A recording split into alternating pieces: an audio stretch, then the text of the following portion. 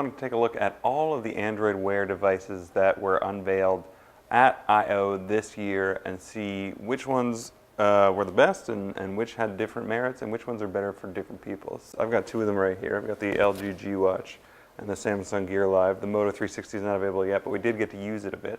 So all the devices run Android Wear, and Android Wear is a common platform, and Google is serious about making that a common platform, so the features are the same across. So software experience is not going to differ on your wrist. So that's not what's going to decide which one you prefer.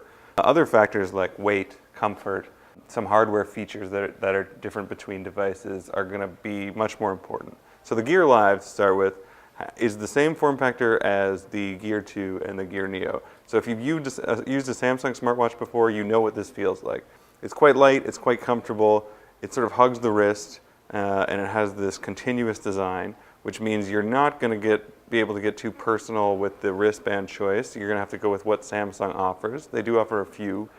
With the LG G Watch, you can pick whatever fits a standard 22mm watch band lug. So sky's the limit, right?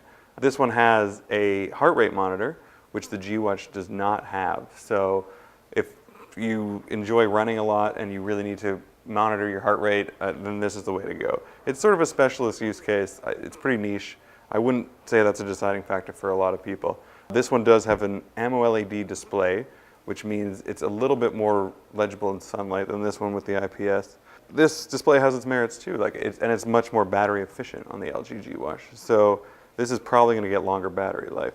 This one is about $30 more than the Samsung, so the LG is $30 more than the Samsung. The Motorola is not yet, pricing is not announced, but the Motorola has a whole bunch of advantages over these two, in my opinion, and most of those come down to design.